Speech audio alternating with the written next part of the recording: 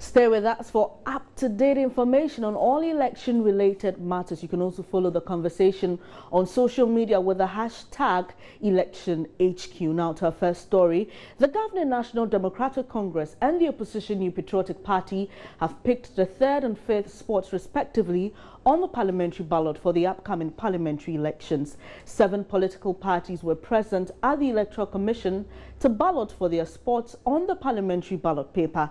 The NDC and MPP, like I mentioned, have picked the third and fifth spots respectively, and we'll bring you more details on that story later in the bulletin. Let's take a look at what transpired at the EC's office.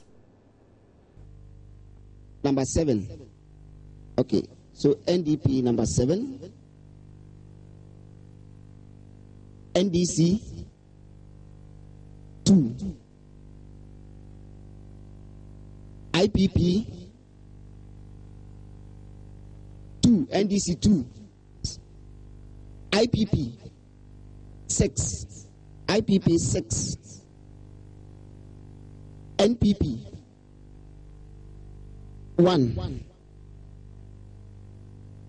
PPP 4, GCPP 5, and UPP 3.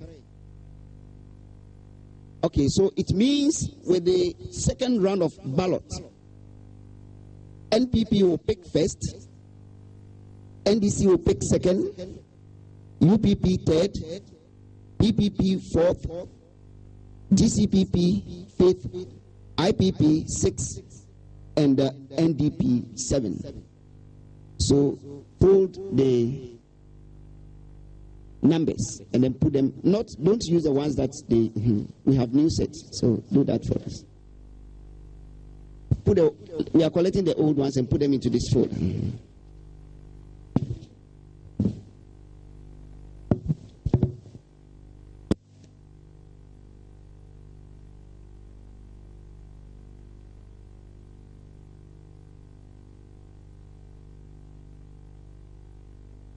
So we are done with the first level of balloting. We are now on the second level to determine the positions on the parliamentary ballot.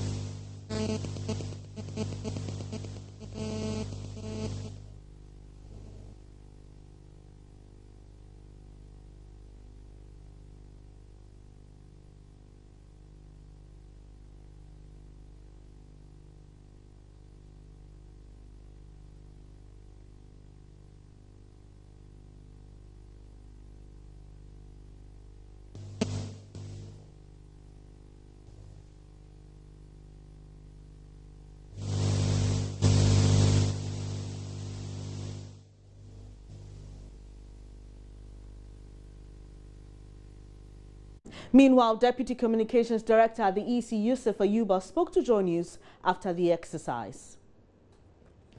All the constituencies, we have different candidates who have filed to contest in their elections. So it's a bit difficult and cumbersome, printing the ballots for the parliamentary elections. And you all know that we have a case on the presidential elections nominations in court, and we do not know exactly when we would finish with that case. So there was a need for us to go ahead and do the balloting for the parliamentary candidates so that we can go ahead and print the ballot papers and the notice of pool. When it also comes with printing of the statement of pool and declaration of results, it is based on the number of candidates who file and the way they appear on the ballot. So it's very critical for us to go ahead and do the printing for the parliamentary whilst we wait, to finish the case in court. Then we can determine when we will do the balloting for the presidential elections or the candidates. We invited all the political parties who filed their nominations. We told them that we would start the balloting at exactly 8 a.m. this morning. As at the time we were ready for the balloting, we had 7 political parties present. So we started with the 7 political parties. So after that, we used the filing positions as their presidential candidates filed during the filing of nominations to continue on the ballot paper. So in total, how many parties do we have? We have 14, parliamentary or political parties, contesting for the parliamentary. But the dynamics would be a little bit different. In certain constituencies, it's possible we would have only 2 political parties, contesting. But because we want to be very sure that we don't want to be found wanting, because we need to do the balloting for all, so that in constituencies where we may have more than the 7, we have exactly the number of parties contesting in the parliament. It wouldn't be, then it means that the political parties must go to the people and educate them, tell them the positions they are on the ballot when it comes to presidential, and also tell them the positions they are on the ballot when it comes to parliamentary. So they have to do that, and that is why the commission would come up with the notice of pool, which is just a representation of the way they will appear on the ballot, so that the general public would know exactly where the parliamentary candidates will be, the position the parliamentary candidates will be on the ballot, and also the position the presidential candidates would also be on the ballot. Very soon, by close of day, a directive will go to the regions, to the districts, for them to do the balloting for independent parliamentary candidates, so that we will know exactly where they also, fall on the ballot paper. Then we would go ahead, to print the notice of pool, then the ballot paper, and also the statement of pool and declaration. Still on election-related news, an Accra High Court has granted a request by the Electoral Commission to have the matter between the Commission and disqualified presidential candidate Dr. Papakwesi Indum heard at an earlier date. The PPP flag bearer filed a suit at the High Court, praying that the court quashes the decision by the EC to reject Dr. Indum's nomination form. Lawyer for EC Thaddeus Sori made the request for an earlier hearing, saying a delay would affect the Commission's calendar as well as activities such as printing of ballot papers. Justice Chebafo ruled that the matter be heard on Tuesday, ordering parties to file statement of case by Monday. PPP policy advisor Kofi Asamoah-Siao spoke to Joy News after today's proceedings. What is looking for the case to be adjudged quickly so that there's no distraction in the election calendar. So Monday, come and file your statement of case. Tuesday, come and make oral argument, and the judge promised to give ruling in the course of the week. So clearly, everybody's desire that we should adjudicate these issues, if like in a fast-track fashion, has been determined by the court. So it's okay for us. Justice must be delivered. And at the end of the day, we are saying that there are some procedures that had to be followed. And in our view, it was not followed. Let the judges deal with it, and the courts and our lawyers are seized with the matter. That's where we are. Any other thing you see. But what is more worrying to us is that the ballot papers are going to be printed from outside Ghana. And why are we printing things from outside? The jobs that we are seeking to solve can be created in this country, or the joblessness that we want to solve by campaigning and being in this election. One of the solutions is when you give jobs an opportunity to local printing firms and, for that matter, local companies. Some supporters of the party were also at the court premises to show their support for the party.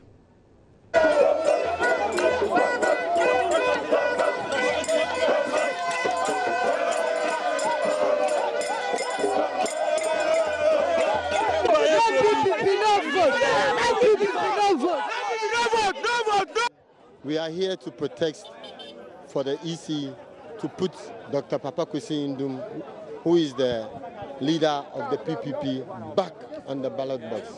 We are here to protect, and as you can see, people are coming from all regions just to support Papa Kwesi Ndum for the PPP.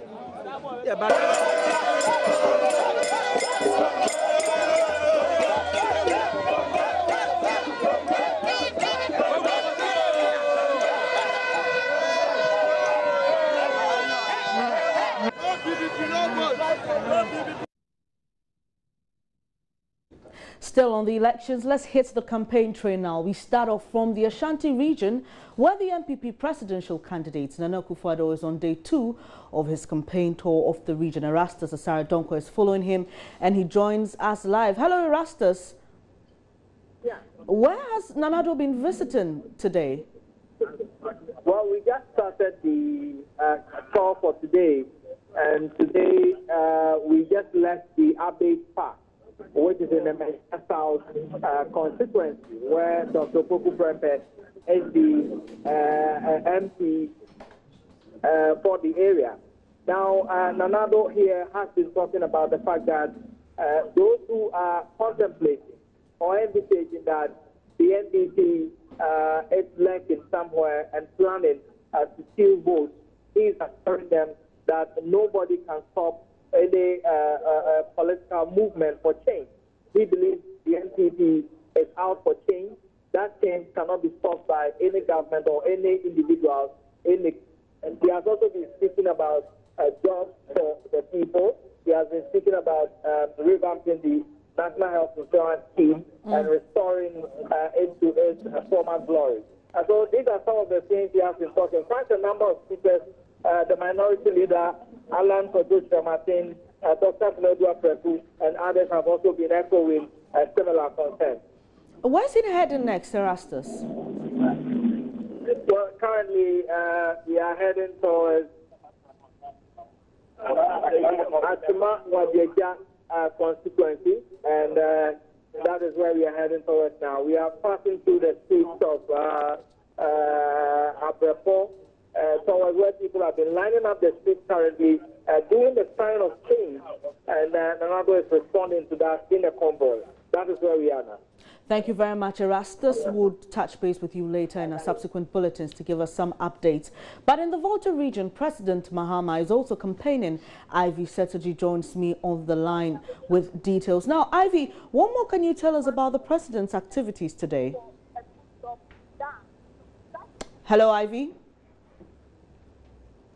Ivy, if you can hear me, what can you tell us? Where's the president and what has he been saying today? The president is currently at Chito in the whole West District, and he's been telling the people to vote massively for the NDP because 3 years they've been in office for 4 years, and they used 1 year for elective petition, and he's asking them to vote for him again so that he can continue with the developmental process ongoing. So that's what he's been telling the people. All right, and Ivy, where else is he going to visit today? The president Lume, to visit Lume, and that is to have a rally. There's going to be a mini rally at Lume, and then from there, he will go to Bo Center. Thank you very much, my colleague Ivy Settergy in the Volta region, giving us some updates of the president's tour of that region. Now, 47 days to this year's polls, the focus of many is often on presidential candidates who tour many parts of the country hoping to woo voters. Now, most likely a lot of people forget about the MPs who will be representing the people in Parliament. Your election headquarters takes the train to the Dome Kwabenya constituency to interact with the electorate on how life has been for the past 4 years, as well as to find out from them the challenges they face in the constituency. Now, this is a constituency that promises a keen race between the MPP's Adjoa Safo and the NDC's Mohammed Nuruddin. Joe News' Joseph Akable has more. Carved out of the old Ashaman constituency in 2004, the Dome Kwabenya seat is one that has for years eluded a governing National Democratic Congress. This has culminated in the party changing its parliamentary candidate each electoral year. Isaac Adama, 2004, lost to the MPP's Professor Mike Okwe by some over 20,000 votes. Professor Mike Okwe beat the NDC Zita Okaikwe in 2008, but this time around with a declined margin of a little over 11,000. In 2012, the NDC Sophia Ekwako lost to new entrant Sarah Adjoa Safo, who contested for the NPP. Now she increased the margin to more than 30,000 votes. So for this year, it will be a battle between the NDC's Nuruddin Mohammed and Adjoa Safo, the incumbent, who will be representing the New Patriotic Party once again. Now your election headquarters is here to gauge the mood of electorates. We'll be talking to them to find out from them how the past 4 years has been for them, what the real challenges are, and what are the expectations going forward in this year's polls. Let's talk to some electorates and let's find out from them. For the past 4 years, it's not been easy because I'm a fashion designer. When MPP when Kufuor is in power, my business was going well. As for that one day, because of the Friday wear, but nowadays they don't buy. Not going well because life is not easy. They don't buy. Nothing is not going well. That's what I would say. We need gutter here. When it rains heavily, it comes inside our shops. That one day is true. If there is development, there will be money in the system. Contractors will get more contracts. Others will buy building materials.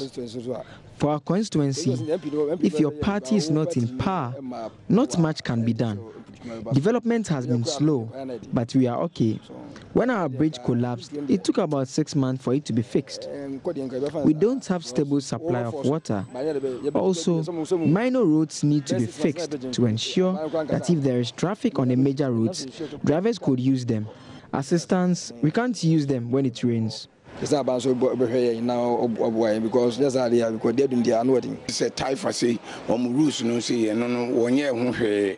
For a place like Taifa, the road is not in good shape. Some work was being done, but it was abandoned. If the MP can help, that will help us. For Dome Kwabenya constituency, there are criminals here. They steal and often go scot-free. We are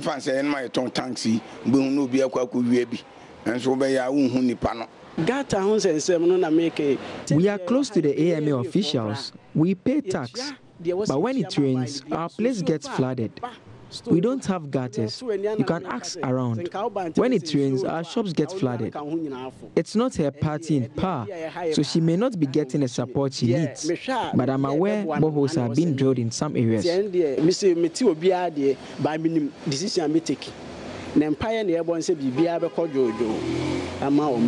We have heard from the electorate. Essentially, a good number of them have been talking about security issue. They make mention of a drainage system, and in some cases, they talk a bit about the roads, apart from the general comments about the fact that things don't appear to be so well with the economy. This is your election headquarters, Joseph Akable, Dome Kwabenya constituency. You're watching Joy News today with me, Ben Sabube.